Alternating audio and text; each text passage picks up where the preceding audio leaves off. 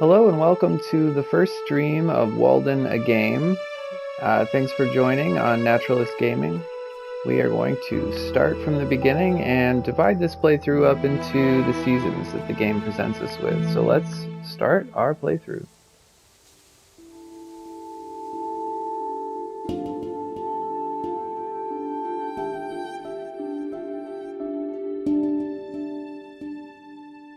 I went to the woods because I wished to live deliberately, to front only the essential facts of life, and not, when I came to die, discover that I had not lived.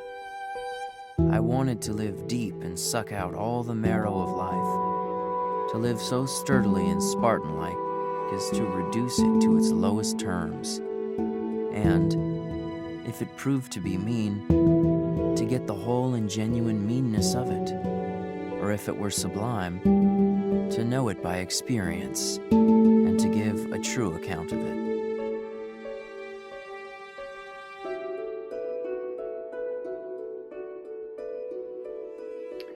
Okay, so welcome to the woods at Walden Pond.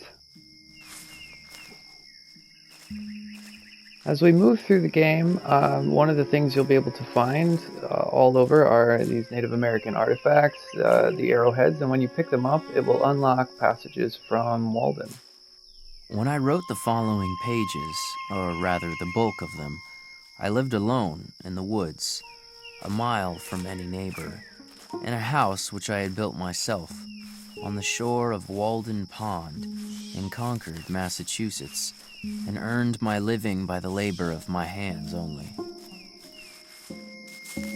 When I first took up my abode in the woods, my house was not finished. It was a pleasant hillside where I worked, covered with pine woods, through which I looked out on the pond, and a small open field in the woods where pines and hickories were springing up.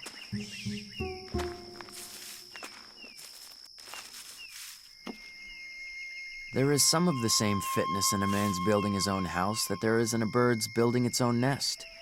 Who knows but if men constructed their dwellings with their own hands and provided food for themselves and families simply and honestly enough, the poetic faculty would be universally developed, as birds universally sing when they are so engaged.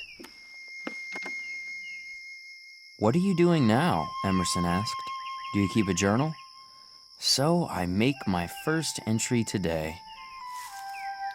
One of the nice things about the game is that it doesn't include passages only from Walden, but from things throughout Henry's life.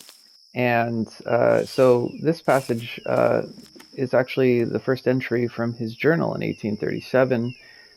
Scholars have sort of debated whether, who it was that inspired Henry to keep the journal. The consensus is that it was Ralph Waldo Emerson, his close friend and a very famous writer and speaker at the time. And Emerson was he kept a journal regularly throughout his life and was meeting with Henry at the time that Henry wrote this entry. So we generally thank Emerson for inspiring Henry to keep a journal. When you're playing the game, you can open the journal at any time. You can see a map of Walden Pond. You can see a list of how you're doing with money, food, fuel, clothing, shelter, and whether you're rested and inspired, and then a list of things that you can do or not do. And then when we flip through the rest of the journal, we'll be able to see the passages that we've collected as we explore the game. As I mentioned, one cool idea when this game was being developed was that eventually you would be able to send in your own copy of the text and have it bound into a book, and that you could have on your shelf. I think that would be really cool, especially the idea of remixing Walden through your own experience is a really fun idea.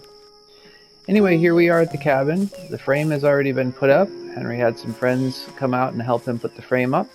As we play this game, we're going to really take it slow and notice the details. And I'm going to be keeping a physical notebook as we play through for each day of the game of what species we encounter, whether those be plants or animals, and writing down the common names of each of them and then kind of reviewing them at the end of the day.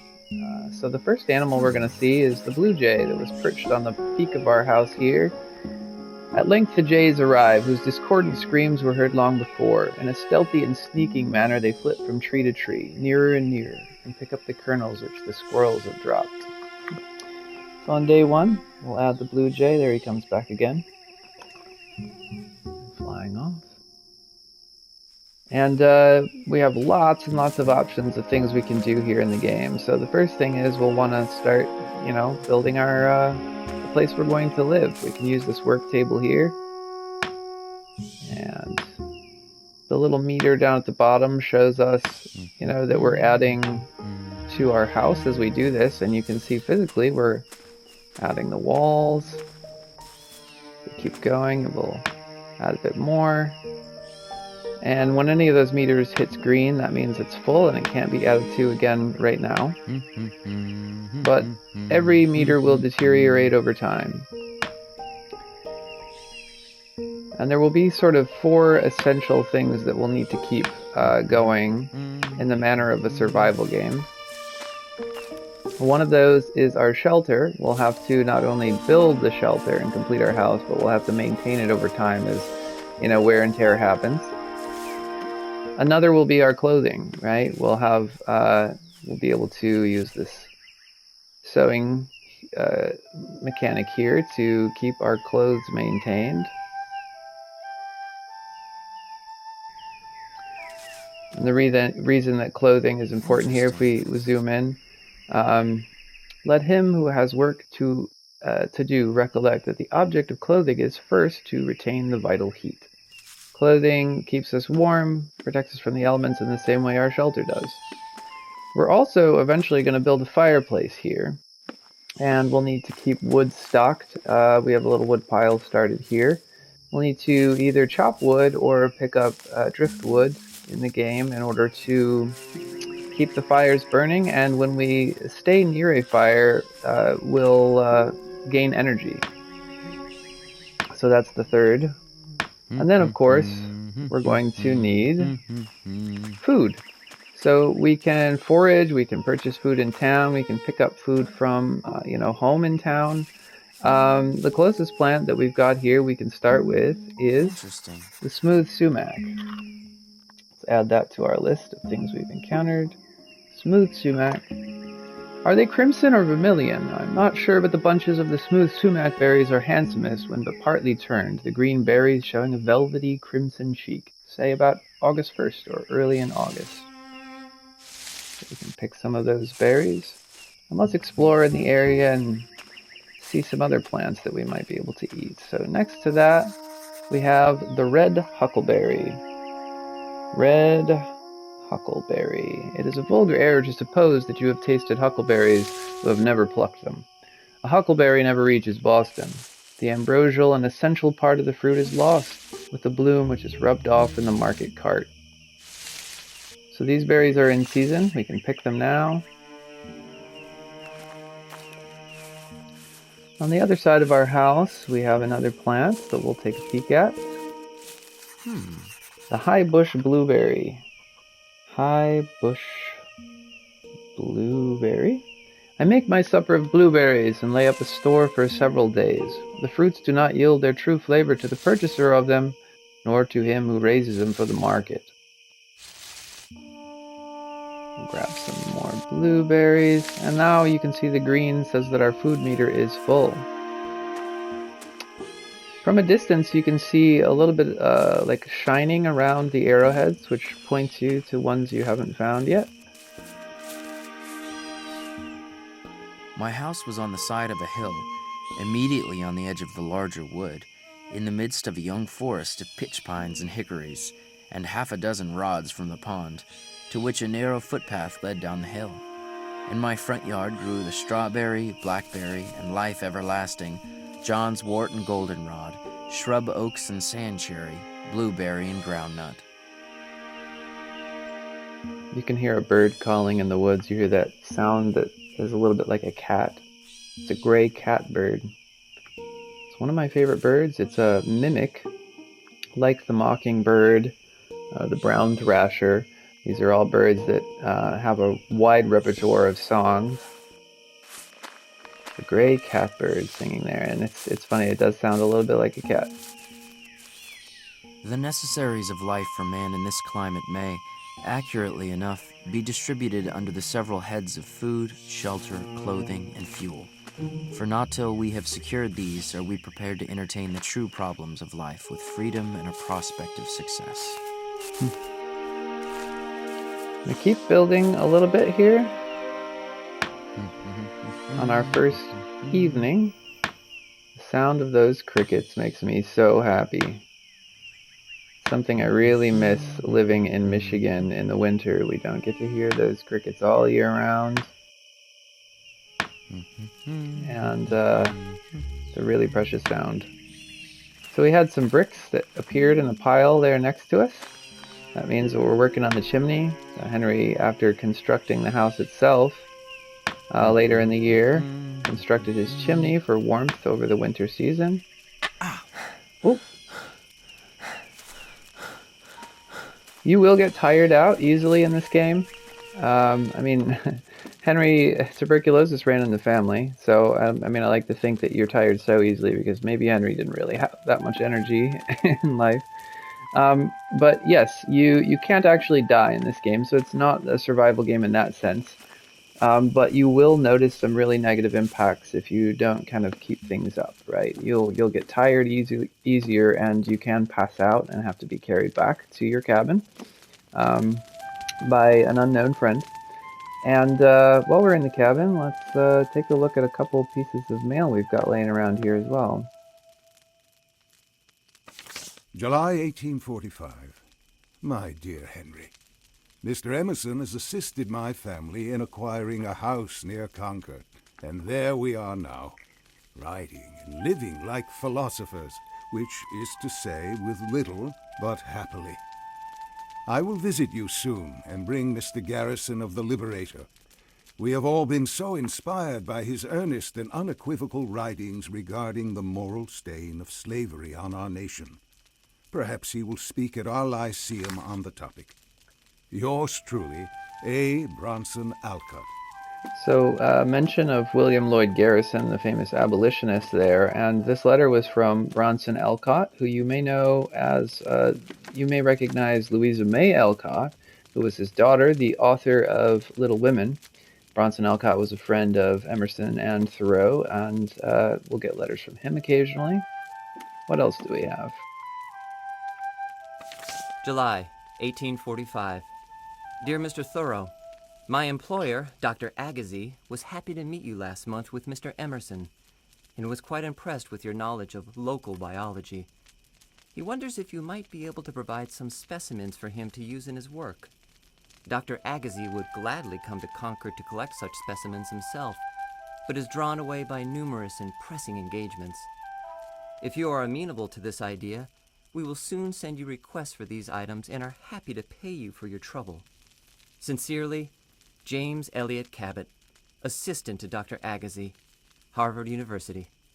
Okay, so Dr. Agassiz, a famous biologist at the time, has given us a job to help him find specimens later in the game. July 4th, 1845. Dearest Henry, congratulations on the start of your experiment. I hope that the work goes well and the ideas are fruitful. Mr. Emerson says you are intent to devour yourself in our woods, but I hope that you will remember to take good care and keep yourself well.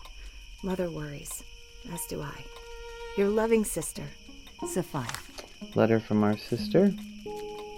When you hear the ticking of the clock, that means the day is coming to a close. Each day in this game will last 15 minutes, and there will be 3 days in each of the kind of mini seasons that are divided up into 8 throughout the game. So a full playthrough takes 6 hours. The tolling of the bell means the day has ended, and you'll have a chance to review your journal at the end of each day. So you can see all of the passages that we've unlocked and read. I will browse through this journal at the end of each day, and I'll try to read aloud any of the passages that we maybe missed during our playthrough. I think we've caught them all today.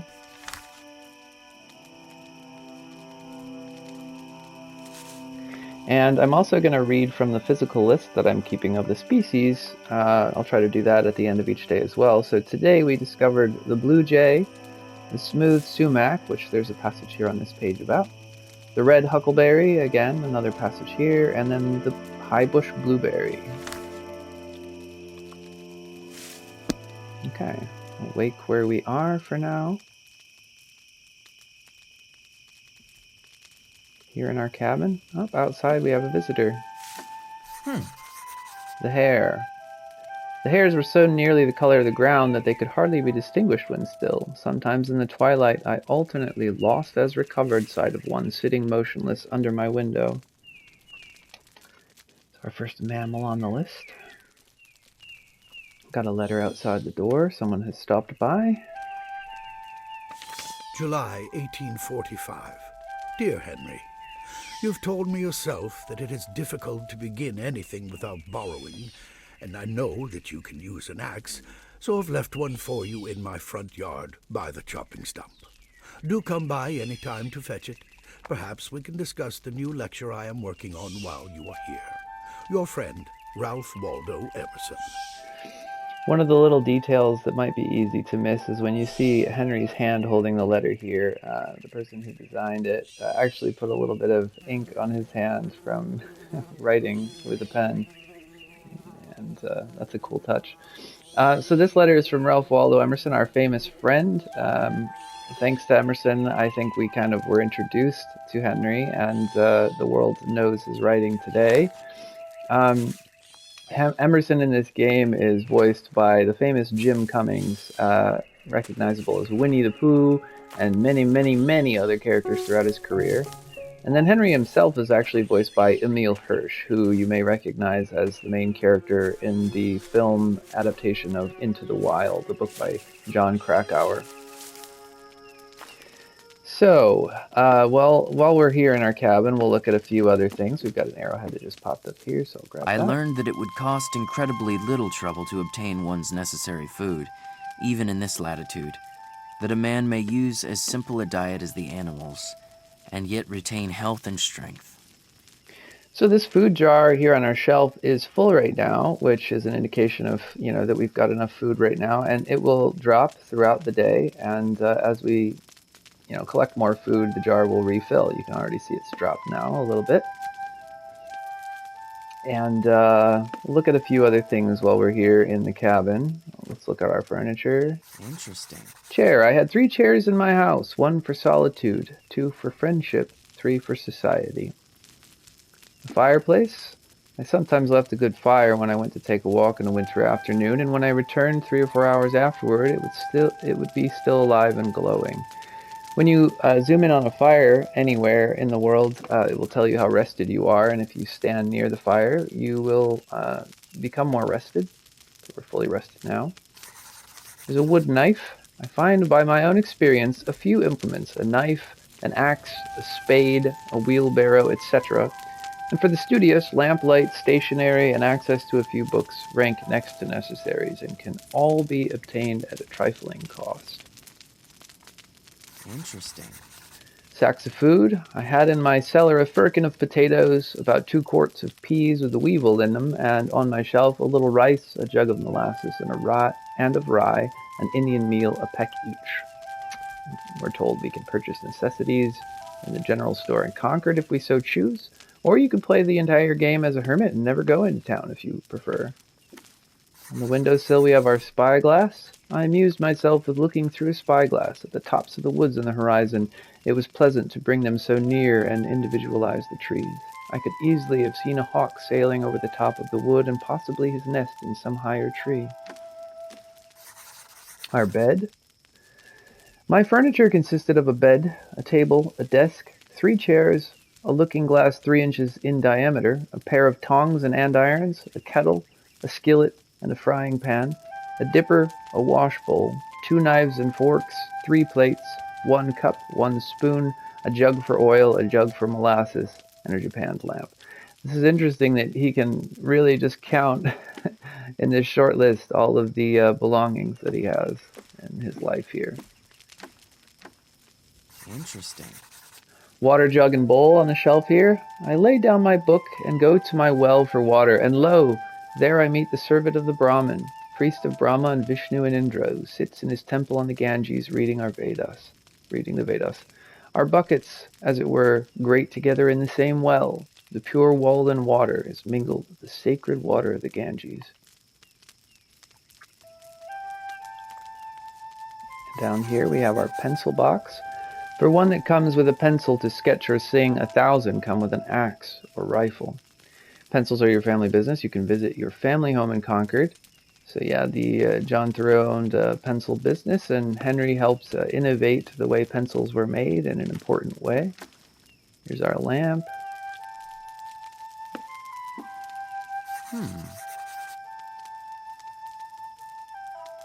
I began to occupy my house on the 4th of July, as soon as it was boarded and roofed. And it tells us that our house is in excellent shape right now. Again, we'll have to kind of maintain it over time. Got our attic up there. You can hear that catbird still.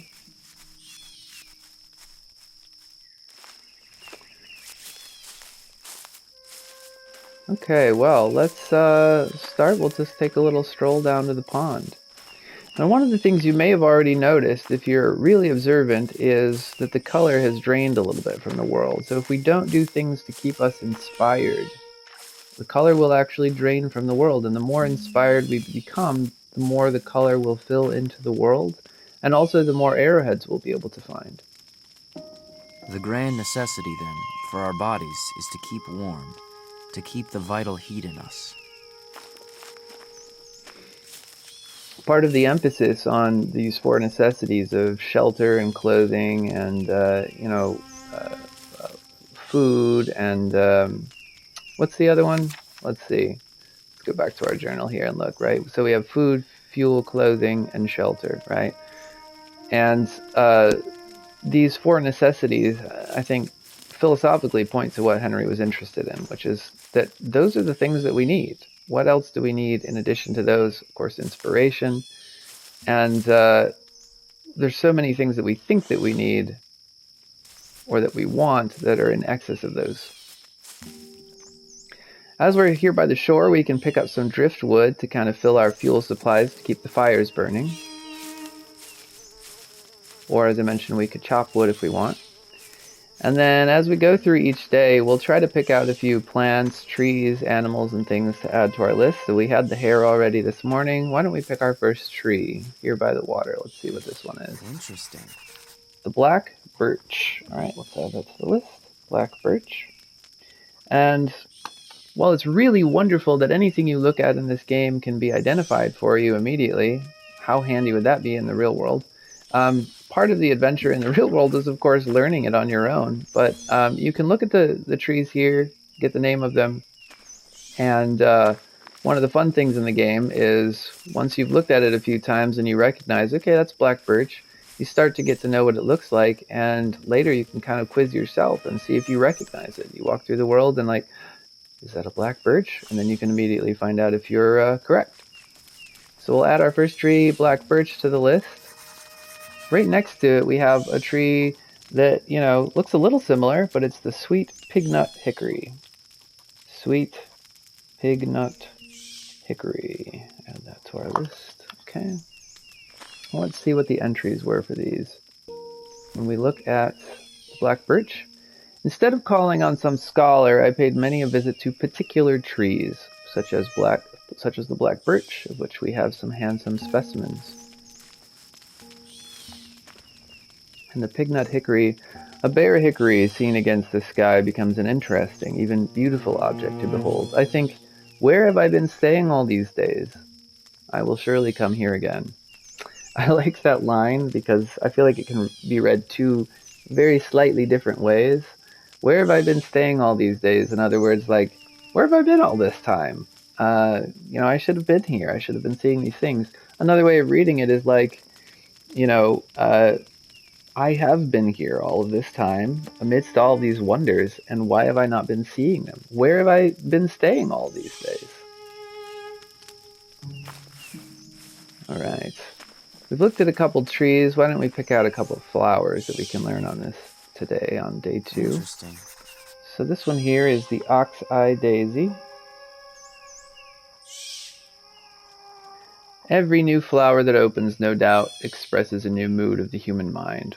Whitewood, or ox-eye daisy, will open, perhaps tomorrow or next day. My thoughts begin to correspond. Near it here on the ground, this kind of violet-colored flower, these are bluets. Bluets have spotted the fields for 2 or 3 days. They fill the air with a sweet and innocent fragrance at a few rods' distance. Alright, so see if when we go through the game, when you see these, if we can recognize them, without having to look and get the name for ourselves, right? So when we see ox-eye daisy, when we see bluet, we'll begin to recognize them. Okay, let's head back up to the cabin. I see another arrowhead here.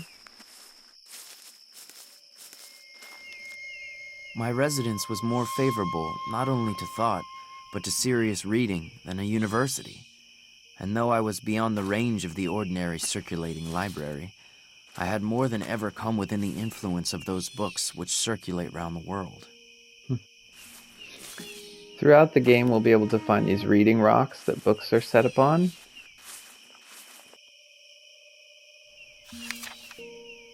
Take a look at this, and there are passages from the Iliad by Homer. I'm not going to read all of the passages from these books that we find, but if you want to pause, you could read.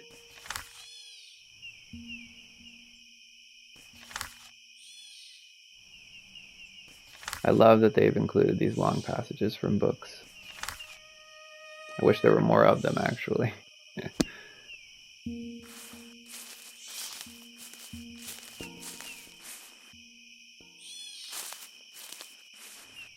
Still hear that catbird meowing. And there goes the hare. At nighttime, we can take out a lantern, see a little bit better. Our food stores are getting low. Let's see if we can find one more new plant over here. Interesting. The blackberry. He who comes to know and approve the taste of the wild blackberry can never be a glutton. He who does not cannot be otherwise. Add blackberry to our list, and we'll pick some food. One addition to the game that I thought would have been nice, or at least if this was a mode that you could sort of turn on in the game, is limited resources. Because it is true that you can walk up to any of these plants and you can spam until your food meter is full.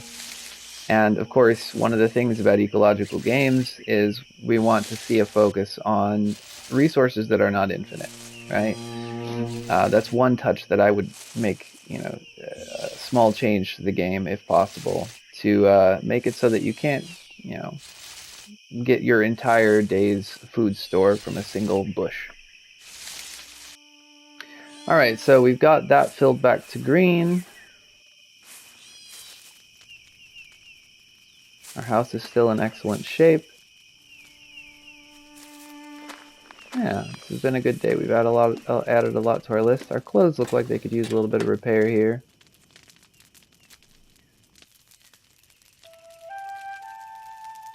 The flute that you can hear playing in the music is kind of a nice touch. It's significant because Henry played the flute. He was known to go out in his boat and play the flute and enchant the fish around him. Or at least that's how he saw it. Alright, our clothing is all mended up. That hare really loves hanging around here. At night we can look up and see the stars. Interesting. We can add Milky Way to our list, although it's not a species of plant or animal. But it's nice. The stars are God's dreams, thoughts remembered in the silence of his night.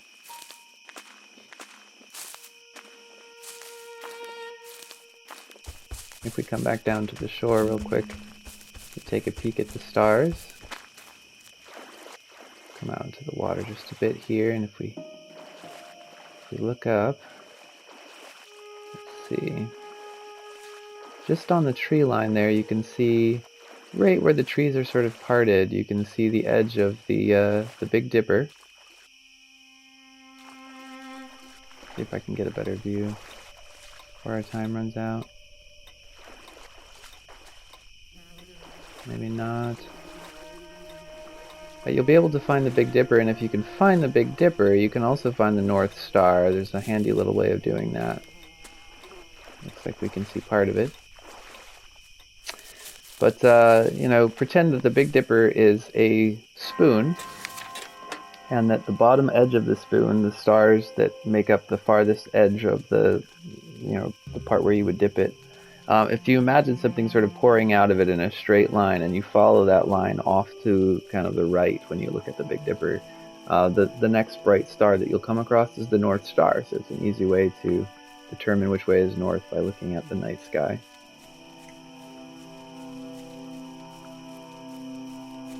All right, so we're reviewing our journal again at the end of the day.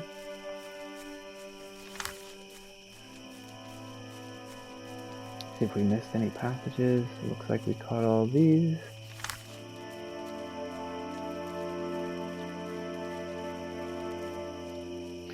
And to review the species that we've added to our list today, we saw the hare. We had 2 trees. We added the black birch and the sweet pignut hickory. 2 flowers, the oxeye daisy and bluets, and then the blackberry bush.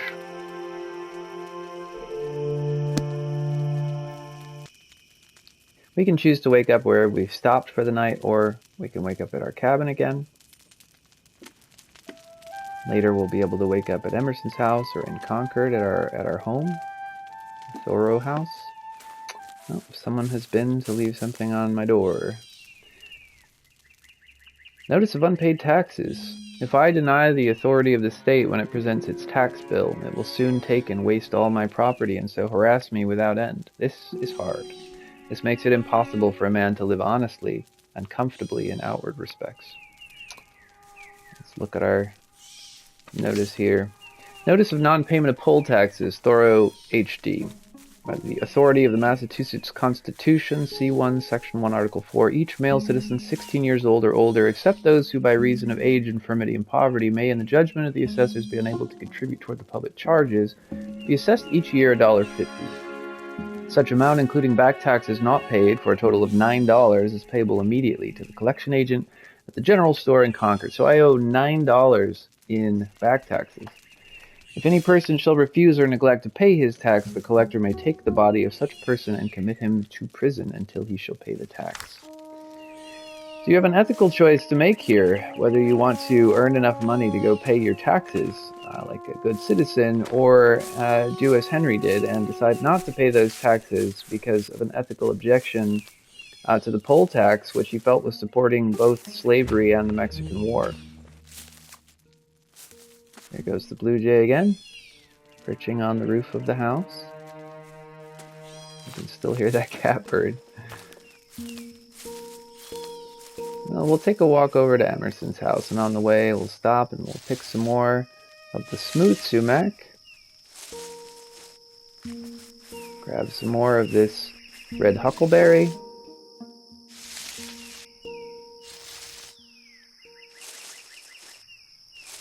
I like to mix it up, even though, as I said, you don't necessarily need to. It just adds to the realism. We'll take a walk through the woods. As we pass this way, we're going to come to a little patch of weeds here, which will eventually become our bean field. You can see the hoe sitting there. We can turn this into, a source of food and profit. We'll come back to the bean field after a bit. But for now, we're going to keep on walking. More color has drained from the world. So one of the things we can do for inspiration is walk to the edges of the maps where the fences are. Ooh, there's a bird flying by. Song sparrow. The song sparrow and the robin sing early and late. It is that kind of mirage now in which the slope of the hills appears not a position but a motion. The hills ascend, the earth rocks. Let's add song sparrow to day 3.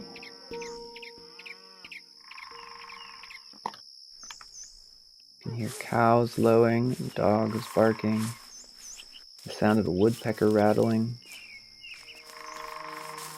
If we sort of stand here and we listen to the sounds in the distance, which is something that Henry really loved to do, we'll become more inspired. While we're here, it's another blackberry bush. We'll pick some blackberries.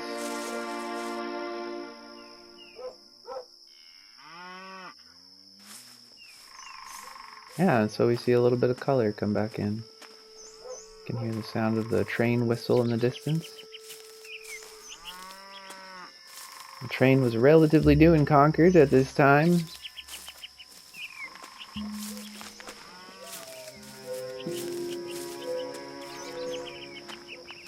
More color comes back.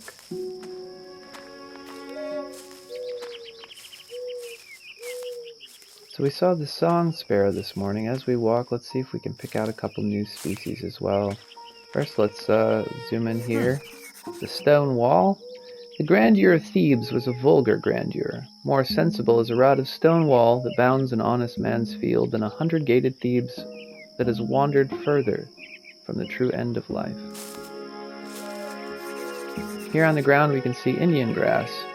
This grass stands like an Indian chief taking a last look at his beloved hunting grounds. Its expression haunted me for a week after I first passed and noticed it, like the glance of an eye. You can see the kind of, looks like the sort of red tips on the grass there as a way to identify it. So our first plant for today, Indian grass. And do we recognize this tree? This is our black birch.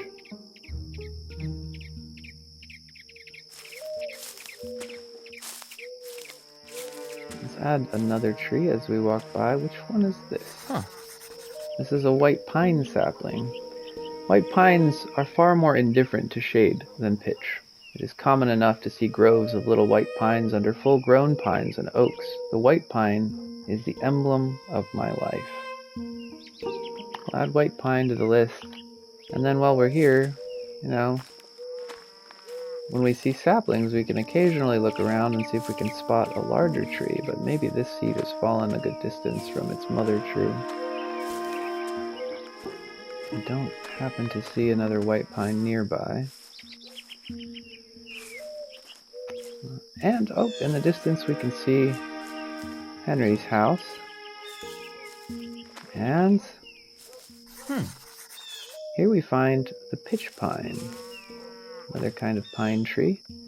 Pined groves stand like temples or like fleets at sea, full rigged with wavy boughs and rippling with light, so soft and green and shady that the Druids would have forsaken their oaks to worship in them.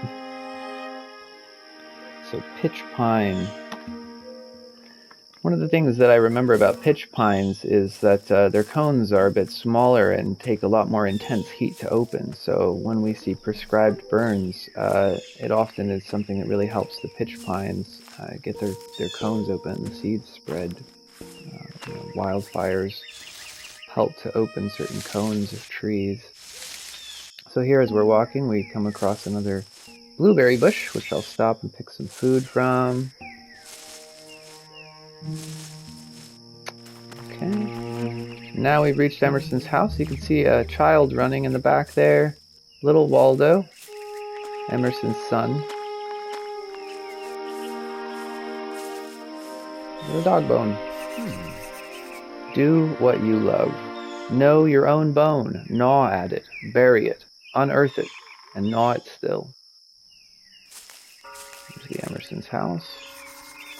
I intend to build me a house which will surpass any on the main street in Concord, in grandeur and luxury, as soon as it pleases me as much, and will cost me no more than my present one. So here at the Emerson's house, you can find toys left around from little Waldo. This is his toy hoop. How contagious are boys' games! A short time ago they were spinning tops all the country over. Now every boy has a stick curved at the end for hockey in his hand, whether in yards or in distant lanes I meet them. So one of the odd jobs we can do is housekeeping. We can pick up the toys that have been left around for a few cents.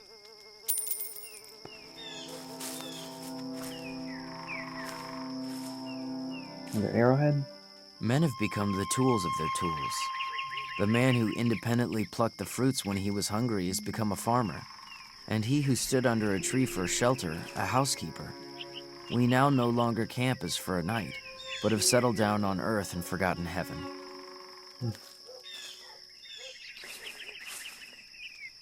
You can go to the work table here at Emerson's house to actually earn some money. So instead of maintaining your own house, you can kind of maintain the Emerson house and earn a little cash.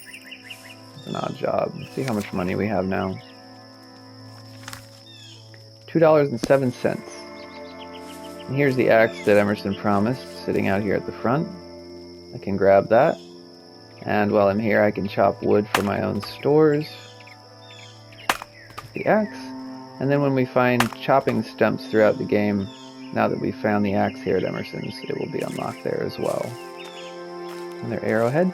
The golden arrowheads, slightly differently, provide more of a sort of story points, a little bit more significant. It's very good to make your acquaintance, Mr. Thoreau. Your sister seems to believe our thoughts and philosophies are very much aligned. It is good to find a youth so interested in the finer fruits of thought. You'll notice that there's a sort of echo, more of an echo in the sound of the golden arrowhead we just picked up. It's an indication that this isn't happening in the present, right, in 1845 to 47. And some events certainly have been compacted into these 2 years that happened outside of them, but in particular, when you hear that echo sound, it's a cue to know that that was a memory of, Henry and Emerson's first meeting. Of course, they aren't meeting for the first time right now. They're good friends. Pick up a few more toys here.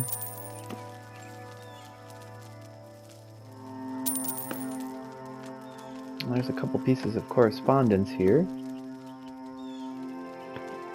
Dear Miss Fuller, it was a pleasure to meet you, and thank you for the introductions to such brilliant new company. I am sure that writers such as these will fill our new journal with rays of golden talent. I have another name to add to the roster of our dial, Mr. Henry David Thoreau, a fine, brave youth of this town from whom I expect great things. I will send you some of his work soon. My son, young Waldo, is very well, and wife Lydian sends her love. R.W. Emerson. So, Margaret Fuller is a great American writer in her own right and was also Thoreau's first editor. Recommendation for Henry David Thoreau. I cordially recommend Mr. Henry D. Thoreau, a graduate of Harvard University in August 1837, to the confidence of such parents or guardians as may propose to employ him as an instructor. I have the highest confidence in Mr. Thoreau's moral character and in his intellectual ability. He is an excellent scholar, a man of energy and kindness, and I shall esteem the town fortunate that secures his services. R. Waldo Emerson. Letter of recommendation from Emerson. Good evening. And here is Emerson himself. A little more toys we can pick up here.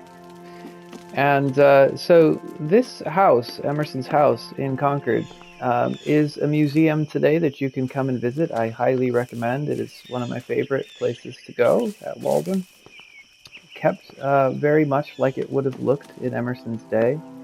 Off to the left here, though we can't go in, would have been the Red Room, where when Margaret Fuller came to stay at the Emerson's house, she stayed. And to the right here, we can enter Emerson's study, which is, my favorite, my favorite place in the house. The little round table that Emerson would sit at and do his writing, and of course his bookcase. His fantastic collection of books. When you visit the museum today, the books that are there are a reconstruction of what books, would have looked like there. But the actual books in contemporary Concord, you would look out across the street here, and directly across the street you'd see the Concord Museum.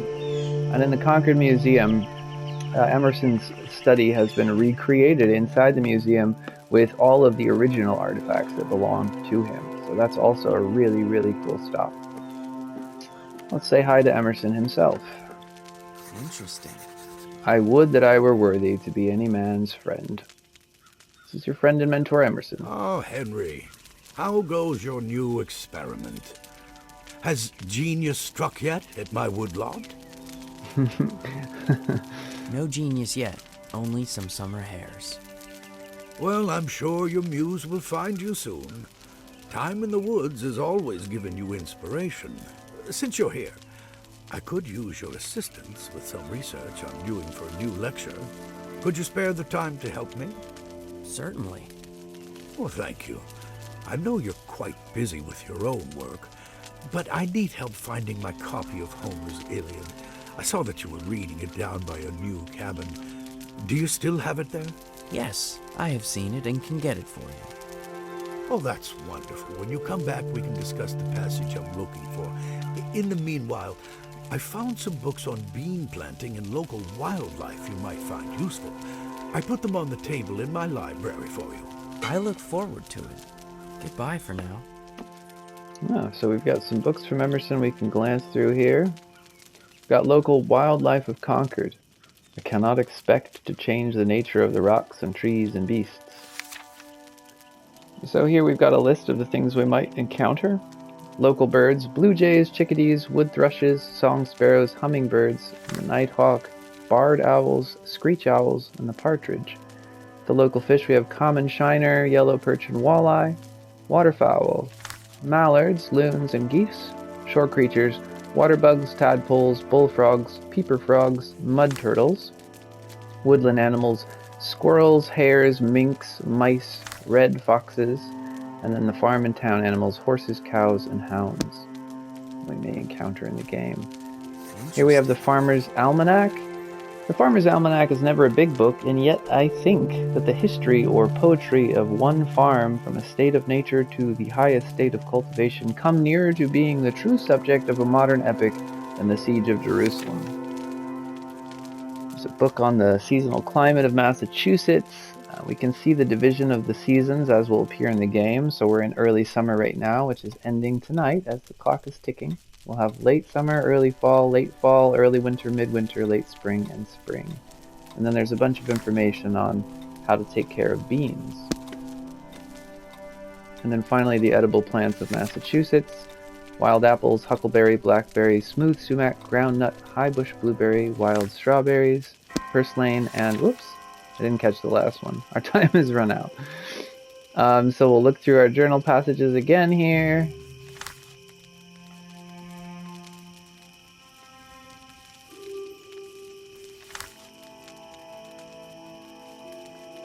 And to review the list of 4 species that we encountered today, we had the song sparrow, the bird that flew by in the morning, and we saw the Indian grass tipped with red. And then we had 2 pine trees, the white pine and the pitch pine. One easy way to identify pines, the white pine from the others, at least in the east, is that the white pine has very soft needles, comes in bundles of 5. Whereas the pitch pine and a lot of the other pines we'll see have bundles of 2 or 3 needles, and they're much stiffer needles. White pine needles are soft enough that, if you can make a bed of them on the ground, it would make a soft bed. So this time we're going to wake where we are so that we're a little bit closer to town, since we're going to stroll into Concord next. But that's going to continue in our next video. I live in each season as it passes. Breathe the air, drink the drink, taste the fruit, and resign myself to the influence of the earth. So we are now in our next season, and that is where our next video is going to start. Thanks for joining.